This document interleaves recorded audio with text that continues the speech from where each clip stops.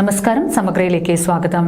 Koothuparamba high school 1947 മുതൽ 2024 വരെയുള്ള പൂർവ്വ വിദ്യാർത്ഥികളുടെ കൂട്ടായ്മയുടെ ഓഫീസ് ഉദ്ഘാടനവും കലാവിരുന്നും ഓഗസ്റ്റ് 28 വൈകുന്നേരം 4 മണിക്ക് നടക്കുമെന്ന് സംഘാടകർ വാർത്താ സമ്മേളനത്തിൽ അറിയിച്ചു.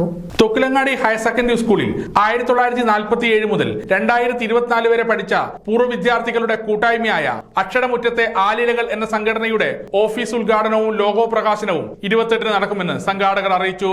തൊക്കിലങ്ങാടിയുള്ള പെട്രോൾ പമ്പിന് മുമ്പിൽ അത് ബഹുമാന്യമായിട്ടുള്ള മുനിസിപ്പൽ ചെയർപേഴ്സൺ ആണ് നിർവഹിക്കുന്നത്, വി സുജാത ടീച്ചർ. അത് കഴിഞ്ഞ് നടക്കുന്ന പരിപാടികളിലൊന്ന് നമുക്ക് ഇതിൻ്റെ ലോഗോ തയ്യാറാക്കിയിട്ടുണ്ട്. ആ ലോഗോ തയ്യാറാക്കിയ ഒരാളെ അവരെ ആദരിക്കുന്ന ലോഗോ ലോഞ്ചിങ് പരിപാടിയാണ്. അത് നിർവഹിക്കുന്നത് ഒരു പൂർവ്വ വിദ്യാർത്ഥിയായിട്ടുള്ള അനിൽ എം, പോലീസ് സബ് ഇൻസ്പെക്ടറാണ്. അദ്ദേഹം മട്ടന്നൂർ ഇൻസ്പെക്ടറാണെങ്കിലും അദ്ദേഹമാണ് അതിൻ്റെ ലോഞ്ചിങ് പരിപാടി നടക്കുന്നത്.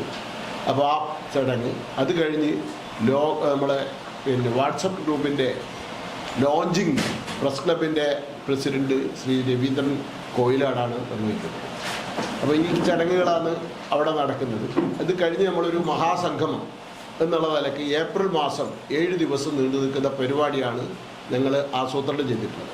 തൊക്കിലങ്ങാടി പെട്രോൾ പമ്പിന് സമീപം ജപ്പാൻ കോംപ്ലക്സിൽ നഗരസഭാ chairperson V Sujatha teacher office ഉദ്ഘാടനം ചെയ്യും.